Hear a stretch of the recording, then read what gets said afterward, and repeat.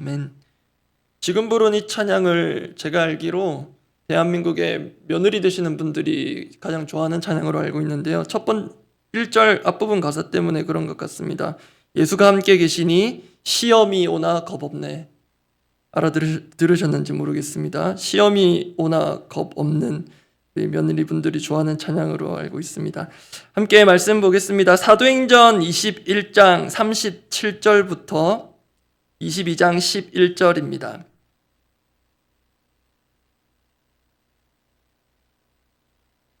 사도행전 21장 37절부터 22장 11절까지의 말씀입니다.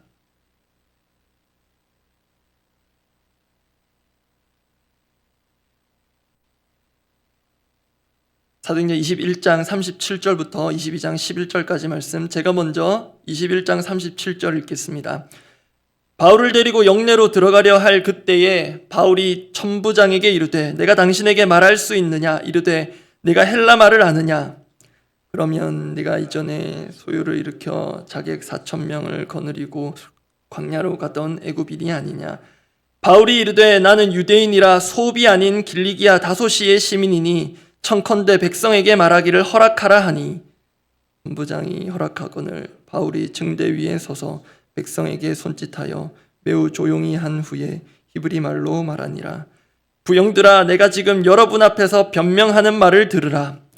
그들이 그가 히브리 말로 말함을 듣고 더욱 조용한지라 이어 이르되 나는 유대인으로 길리기아 다소에서 났고 이 성에서 자라 가말리엘의 문화에서 우리 조상들의 율법에 엄한 교훈을 받았고 오늘 너희 모든 사람처럼 하나님께 대하여 열심히 있는 자라. 내가 이 돌을 박해하여 사람을 죽이기까지 하고 남녀를 결박하여 옥에 넘겼노니 이에 대제사장과 모든 장로들이 내 증인이라. 또 내가 그들에게서 다메섹 형제들에게 가는 공문을 받아가지고 거기 있는 자들도 결박하여 예루살렘으로 끌어다가 형벌받게 하려고 가더니 가는 중 다메섹에 가까이 갔을 때에 오정쯤 되어 호련히 하늘로부터 큰 빛이 나를 둘러 비치매 내가 땅에 엎드러져 들으니 소리 있어 이르되 사울아 사울아 네가 왜 나를 박해하느냐 하시거늘 내가 대답하되 주님 누구시니까 하니 이르시되 나는 내가 박해하는 나사렛 예수라 하시더라. 나와 함께 있는 사람들이 빛은 보면서도 나에게 말씀하시는 이의 소리는 듣지 못하더라. 내가 이르되 주님 무엇을 하리까? 주께서 이르시되 일어나 다메섹으로 들어가라. 내가 해야 할 모든 것을 거기서 누가 이르리라 하시거늘. 함께 읽습니다. 나는 그 빛의 광채로 말미암아 볼 수 없게 되었으므로 나와 함께 있는 사람들의 손에 끌려 다메섹에 들어갔노라. 제가 시작하면서 싱거운 소리를 하긴 했지만 사실 본문은 살벌한 상황입니다. 어제 본문에 예루살렘에서 일어난 폭행 사건을 살펴보았습니다. 가해자는 극성 유대인들이고 피해자는 바울이었습니다. 다행히 로마군의 개입으로 폭행은 중단되었고요. 오늘 본문에서는 바울의 간증과도 같은 자기 변호가 이어집니다. 그런데 묘하게도 오늘 본문에서 바울의 말 속에 가해자와 피해자가 바뀝니다. 오늘의 폭행 사건의 피해자인 바울은 지난날 예수님 믿는 자들을 박해한 가해자였습니다. 그랬던 그가 지금 부당한 폭력과 박해의 피해자가 되어도 복음 전파의 사명을 계속해 갈 수 있는 그 계기가 된 그날의 간증을 오늘 본문에서부터 보게 됩니다. 그렇게 자신의 인생을 믿음으로 돌아보는 바울을 통해 주시는 메시지를 살펴보고 기도하고자 합니다. 오늘 나눌 말씀의 제목은 믿음으로 돌아보기입니다. 믿음으로 돌아보기 첫 번째, 위기를 기회로 삼으시는 성령님입니다. 위기를 기회로 삼으시는 성령님. 어제 본문의 상황에서 언급드렸지만 이상한 점이 하나 있었습니다. 사태의 외견상 한 사람이 다수의 사람들에 의해 폭행을 당하고 있습니다. 그러면 공권력은 우선은 피해자를 보호하는 것이 상식적입니다.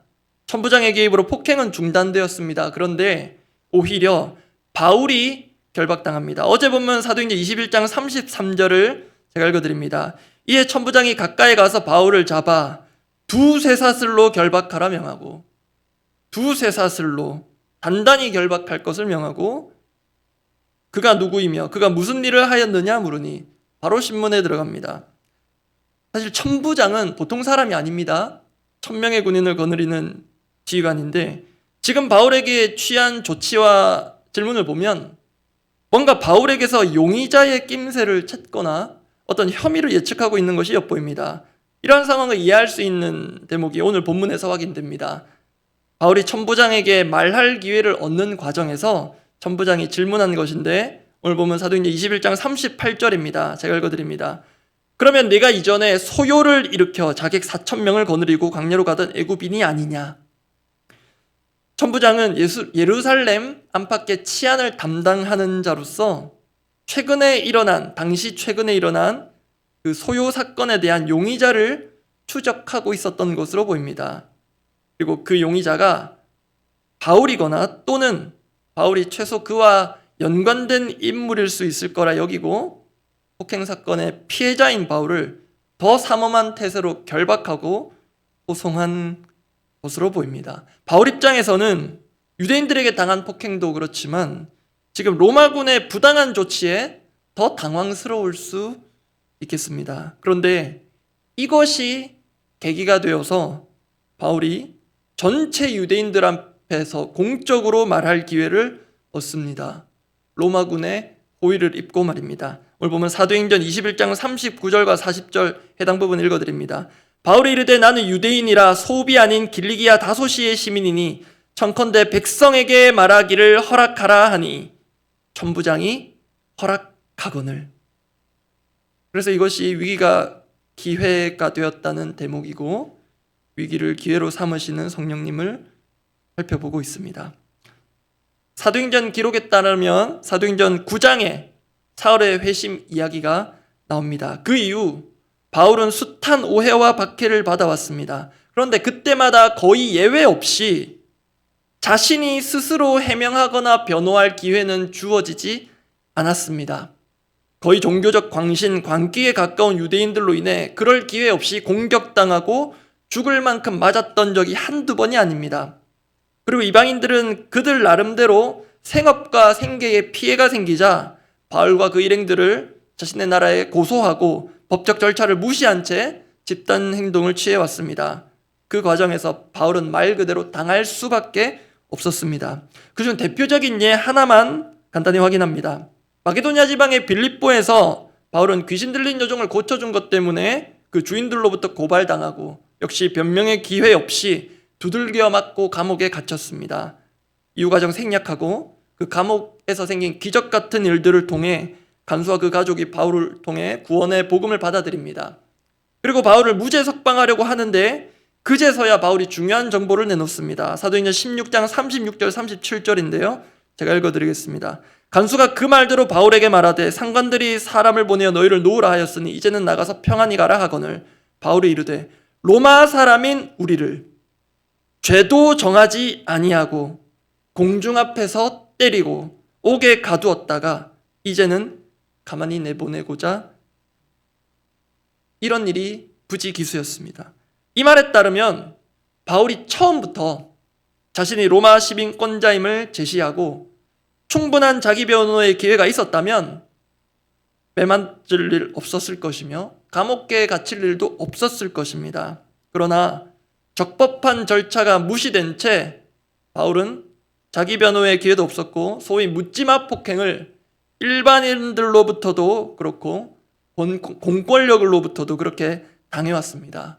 그런데 이번 예루살렘에서의 폭행 사건도 그렇게 끝나나 보다 했습니다. 이전까지 계속된 반복된 패턴대로라면 이대로 로마군에 끌려가서 거기서 또 매맞고 감옥에 갇히고 그렇게 하겠지 싶었을 것입니다. 그런데 처음으로 바울에게 그것도 공적으로 변호할 기회가 주어졌습니다. 그것도 이방 땅이 아닌 자국의 심장부 예루살렘입니다.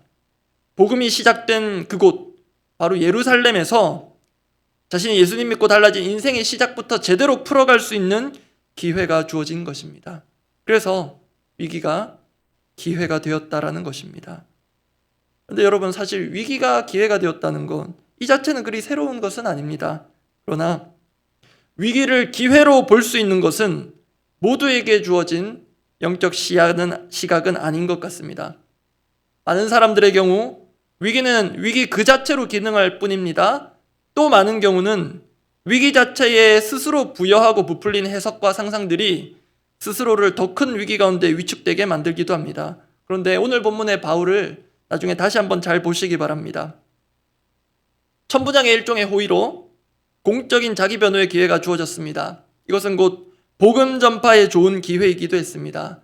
그런데 여러분, 지금 바울이 정상적인 몸 상태가 아닙니다. 바울의 몸 상태를 짐작할 수 있는 하나의 근거가 지난주에 김요한 선교사님의 간증입니다.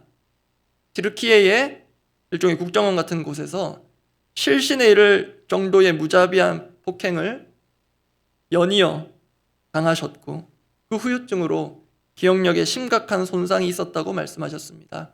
기억력만 문제가 아니라 신체와 정신 여러 면에서 폭행당한 사람은 그 사람 피폐해질 수밖에 없습니다.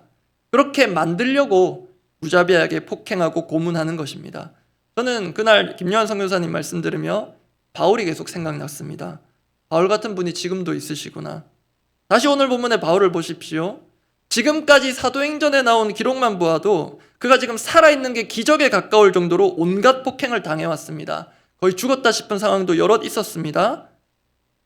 고린도 후서에 보면 바울이 당했던 극한의 상황을 직접 풀어내는데요. 그 일부만 봅니다. 고린도 후서 11장 23절입니다.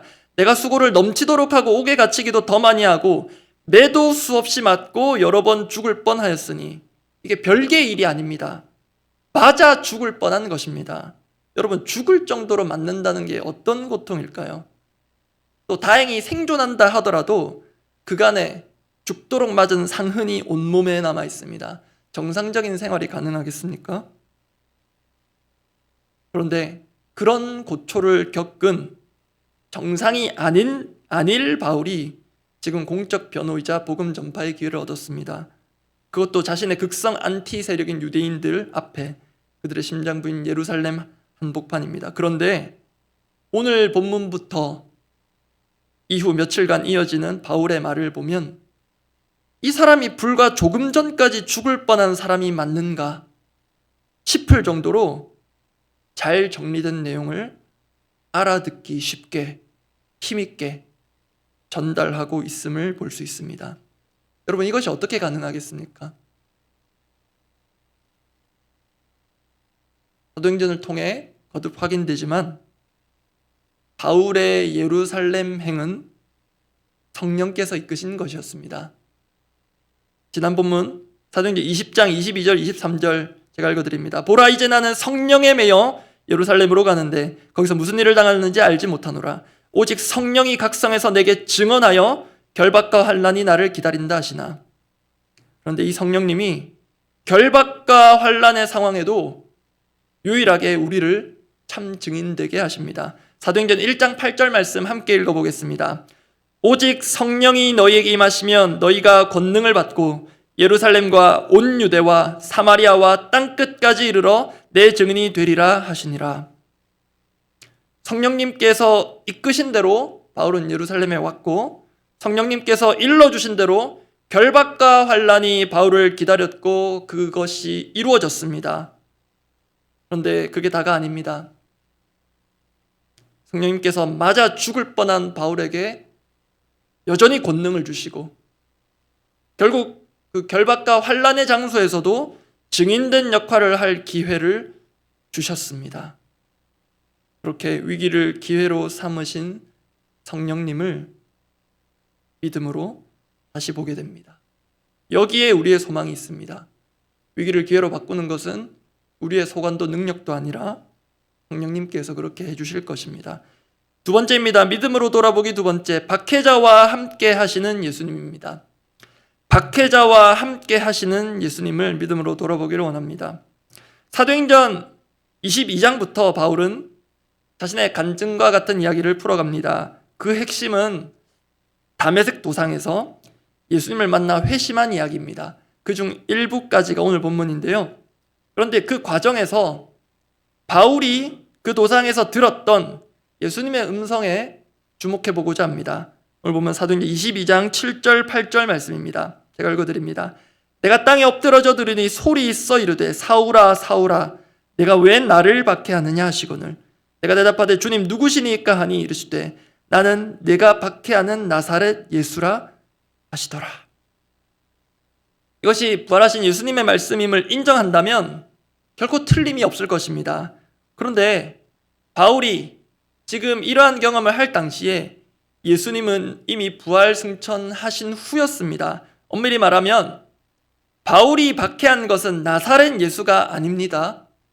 나사렛 예수 그리스도의 이름을 믿고 따르는 제자들이었습니다. 현실적으로 바울 입장에서 나사렛 예수를 직접 상대하여 박해한 적은 없었다는 게 맞는 말입니다. 실제로 8절에 보시면 주님 누구시니까 누구신지도 모르고 묻고 있습니다. 그런데 예수님의 말씀은 다릅니다. 예수님은 바울을 아십니다. 잘 아십니다. 내가 왜 나의 자녀들을 박해하느냐 그러지 않으십니다. 네가 왜 나를 박해하느냐. 더욱이 8절에서는 확실히 못을 박으십니다. 나는 네가 박해하는 나사렛 예수라. 여러분 이때는 바울이 오늘 본문 현재 자신을 괴롭히는 극성 유대인들 중 한 사람으로서 가해자 입장에 있었을 때입니다.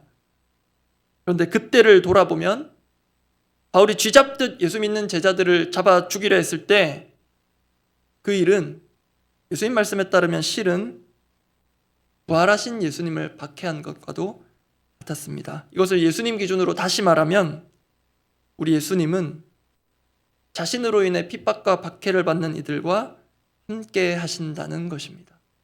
나아가 예수님은 박해 가운데 있는 믿는 자들과 자신을 동일시 하신다고도 할 수 있겠습니다. 여기에 오늘날 바울만큼은 아닐지라도 여전히 믿음의 치열한 싸움 가운데 핍박과 박해 같은 것들을 경험하는 이들이 누릴 수 있는 위로와 소망의 참 근거가 있습니다. 쉽게 말하면 결국 예수님은 우리 편이시라는 것입니다.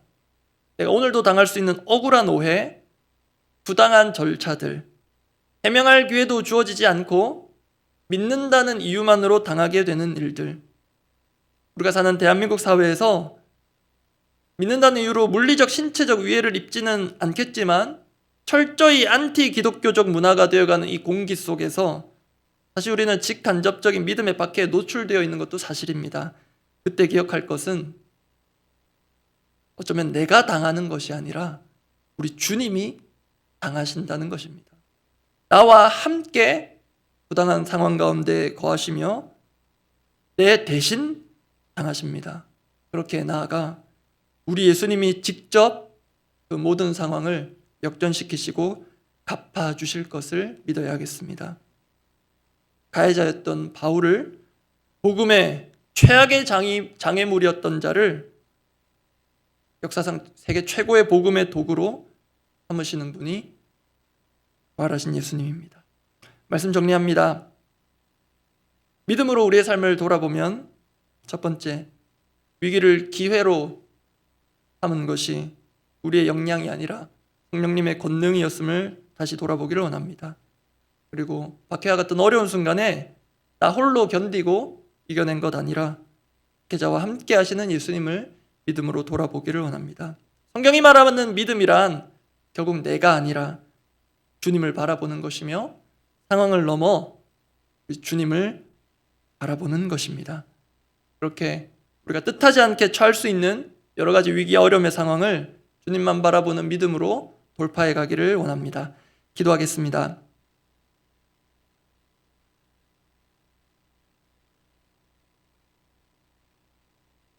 이 중에는 세례교인도 있으실 것이며 이제 세례를 준비하시는 분도 있으실 텐데요. 세례와 관련해서 바울은 로마서에서 우리에게 중요한 진리 하나를 제공합니다. 이 말씀 생각나게 하셔서 제가 읽어드립니다. 로마서 6장 3절입니다.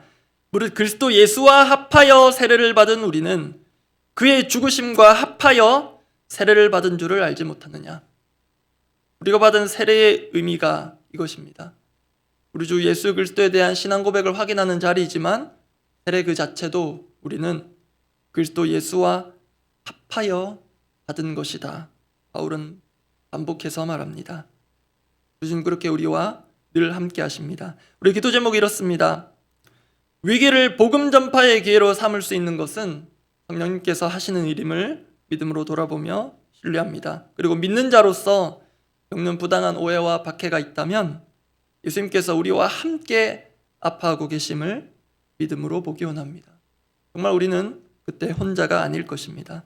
그래서 어제의 삶을, 어제 나 혼자 고군분투하며 고독했던 그 삶을 믿음으로 다시 돌아보고, 또 오늘의 삶을 나 홀로 고군분투하는 것이 아니라 주님께서 함께 하시며 주님이 앞서가시는 것을, 내 대신 모든 어려운 상황들을 헤쳐가심을 믿음으로 바라보고 그렇게 꿋꿋하게 전진해 갈 수 있기를 원합니다. 그런 믿음의 결단과 기도 주님 앞에 올려드리겠습니다.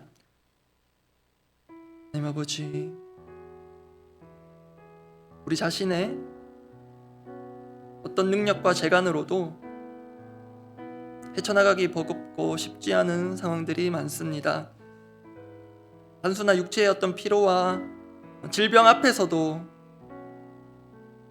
어찌할 수 없는 무너져 내림이 있는 것이 우리 연약한 자들임을 주님 기억하며 다시 한번 주님을 바라봅니다. 주님, 정말로 말로 다 할 수 없는 고통과 또 핍박과 정말 생사가 오가는 그런 절체절명의 상황을 어떻게 이렇게 사람이 계획할 수 없는 기회로 삼으시는지, 그 주님의 놀라운 섭리와 또 그 주시는 능력을 시시때때로 힘입어 오늘 우리도 그렇게 살아가기를 원합니다. 바울 같은 그렇게 극한의 상황에 처하진 않을지 모르나 우리가 회피하지만 않는다면 믿음으로 인한 부대끼는 상황과 현장들이 얼마든지 있을 텐데, 그것을 회피하지만 않고 그 상황 가운데 우리를 두게 하신 성령님의 뜻을 헤아려 그 상황 가운데 주시는 말씀, 주시는 마음, 그 성령에 붙들려서 필요한 자들에게 자신의 삶 가운데 역사하신 하나님을 간증하며 또 살아계신 하나님을 변호할 수 있는, 복음을 증거할 수 있는 그런 담대함 우리에게 허락하여 주시옵소서. 주님, 부당한 오해와 억측과 비난과 소문에 휩싸여 믿는 자들 안에서도 나를 향한 공격과 무시와 천대들이 있을지라도 주님께서 함께 하시며 다 아시며 나보다 더 아파하시며 친히 그 모든 어려움들을 해결해 주실 것을 믿고 우리와 그렇게 함께 하시는 예수님을 바라보고 믿음으로 오늘 하루 꿋꿋하게 전진하며 나가기를 원합니다. 오늘도 우리의 걸음을 멈추게 하고 주저앉게 만드는 모든 상황 가운데에서 그렇게 쉽게 결론 내리고 단정 짓지 않고 주님께서 결론 내리실 것을 기다리며 그 끝을 열어두며 그 최종 결정권을 주님께 맡기는 참 제자로서 오늘 살아가게 하여 주시옵소서. 우리 공동의 기도 제목들을 두고 기도하겠습니다. 믿음으로 하지 아니하는 것은 다 죄라고도 성경은 말하는데요, 우리가 계획하는 또 해가고 있는 모든 사역과 또 모든 일정들이 정말로 믿음으로 행해지기를 원합니다. 그런 점에서 이미 더 사랑 미셔널 시리즈는 중간쯤 왔고요, 그리고 미션 컨퍼런스는 이제 마지막 한 주를 앞두고 있습니다. 그런데 이것이 끝이 아니겠죠. 지나간 시간들을 믿음으로 돌아보고 정말로 주님께서, 성령께서 우리 가운데 함께 하시며 기쁨 가운데 성령의 뜻 가운데 진행되어 온 과정이었는지를 믿음으로 잘 점검하고 남은 또 사역과 일정들을 믿음 가운데 성령님께서 이끄시는 대로 성령에 매여서 우리가 함께 일들을 해나가며 또 믿음으로 동참하게 해달라고 그렇게 주어진 일정들을 위해서 기도하고, 또 이번 주에 오실 이삭 선교사님, 그리고 지난 주일에 다녀가신 우리 김요한 선교사님, 그리고 앞서 다녀가신 장창수 선교사님을 위해서도 축복하며 그 험난한 길 가운데, 그 여정 가운데 주님께서 은혜와 또 능력을 베푸시도록 중보하며 기도해 주시면 좋겠습니다. 풍성한 삶으로의 초대이기 끝을 향해 가고 있습니다. 정말로 풍성한 삶으로의 초대가 있는, 그 초대가 일어나고 그 초대 앞에 반응하는 그런 시간들이 되게 해달라고, 또한 이금이와 따름이로 섬기시는 분들은 더더욱 상대방을 위해서 축복하며 기도해 주시기 바랍니다. 그리고 어제 위로 예배 잘 다녀왔습니다. 오늘 유가족분들은 발인 예배 후 이제 장례를 마감하게 되는데, 또다시 찾아올 그 슬픔과 그 허전함의 그 순간들을 주님께서 함께 하시며 또 성령의 위로로 가족들을 덮어주시옵소서. 유가족분들이 이번 계기를 통하여서 또 믿음의 한 걸음 전진할 수 있는 그런 또 귀한 계기가 되게 해달라고 기도해 주시기 바랍니다. 그리고 오늘 매주 하는 여순장반 모임이 있고 또 저녁에 여직장 제자반이 있는데요, 매주 하는 시간이 아니라 정말로 매주가 새롭고 하나님께서 오늘 또 새롭게 우리를 또 사역자로서 또 순장으로서 불러주심을 알고 또 제자로서 불러주심을 그 감격하고 감사하는 마음으로 그 주님의 그 은혜의 말씀들을 또 받고 또 결단하는 귀한 시간들이 되게 해달라고 또 인도하실 담임 목사님 위해서도 중보해 주시기 바랍니다. 그렇게 공동의 기도 제목들을 두고 기도하고 각자 기도하고 돌아가시기 바랍니다. 기도하겠습니다. 하나님 아버지, 우리가 당연한 것으로 여기고 당연히 믿음대로 행해온 것으로 여기고 지금까지 왔음에도 다시 한번 성령님 조명하에 철저히 돌아보기를 원합니다. 정말로 주님께서 허락하신 계획과 이 일들을 나는 믿음으로 진행하며 이루어가고 있는지, 믿음으로 준비하며 계획하며 실행에 옮기고 있는지, 믿음으로 반응하며 결단하고 있는지, 지나간 시간들 특별히 우리가 교회 가운데 주신 그런 미셔널 라이프를 고민하며 생각하며 또 함께 그 뜻을 품는 이 과정에서 정말 우리가 믿음으로 행하고 있는지를 돌아보며 나머지 앞으로의 길들도 믿음으로 걸어가고자 합니다. 주님, 그 누구의 이름도 아니고 그 누구의 업적도 아니라 우리 주님 예수 그리스도 이름만 드러나며 사람의 공적이 아니라 공로가 아니라 성령께서 친히 처음부터 끝까지 계획하시고 운행하시고 간섭하시는 것을 우리 모두가 보고 경험하는, 인정하는 그러한 성령님께서 주도하시는 이 귀한 일정들이 되도록 주의 역사하시고 한 분 한 분 보내주신 또 보내주실 우리 선교사님들 가운데 특별한 권능을 덧입혀 주셔서 우리 모두가 그들의 삶을 관망하거나 그것은 그 사람에게 주어진 고유한 몫이라고 치부하지 않고 우리 각자에게 각양각색으로 주신 미셔널한 사명들을 발견하고 오늘 당장의 우리의 삶에 그러한 적용과 변화가 실제적으로 일어나는 시간들 되게 하여 주시옵소서. 주님, 풍성한 삶으로의 초대 가운데 우리를 초청하셨사오니 이것이 사람의 초대가 아니요 교회의 강권적인 제공이 아니라 성령님의 초청임을 보고 받고 누릴 수 있게 하여 주시옵소서.